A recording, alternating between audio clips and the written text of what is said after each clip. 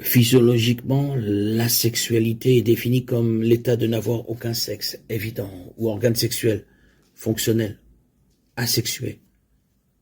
En général, cependant, la sexualité fait référence à l'absence de sentiments sexuels. La mention des eunuques par Jésus dans Matthieu 19,12 pourrait être interprétée comme une référence à la sexualité physiologique.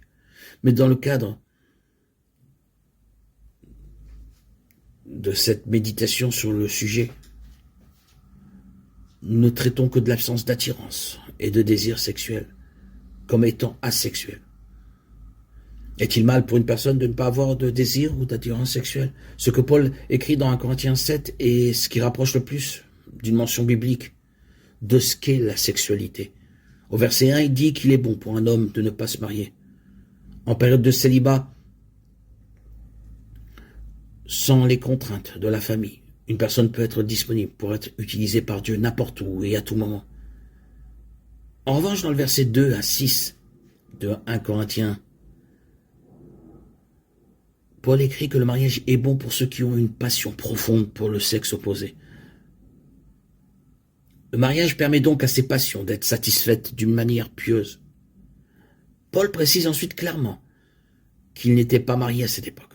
Dieu avait donné à Paul le don du célibat, la capacité d'être heureux et satisfait sans être marié. Cela signifie-t-il que Paul n'avait absolument aucun désir sexuel ou aucun désir de se marier? Pas nécessairement. Mais quel que soit le désir de Paul, il n'était clairement pas aussi dévorant que son désir de servir Dieu. Dans 1 Corinthiens 9,5, Paul indique un désir de ne pas se marier. Alors est-ce mal pour une personne de ne pas avoir envie de se marier? Selon 1 Corinthiens 7, non.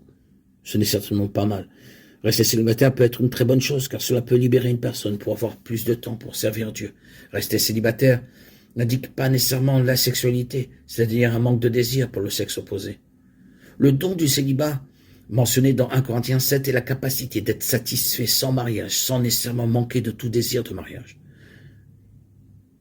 Si une personne n'a aucun désir de mariage, aucun désir sexuel, et est convaincue que cela vient du Seigneur, il ou elle devrait utiliser donc le temps de célibat pour servir de tout son cœur le royaume de Dieu.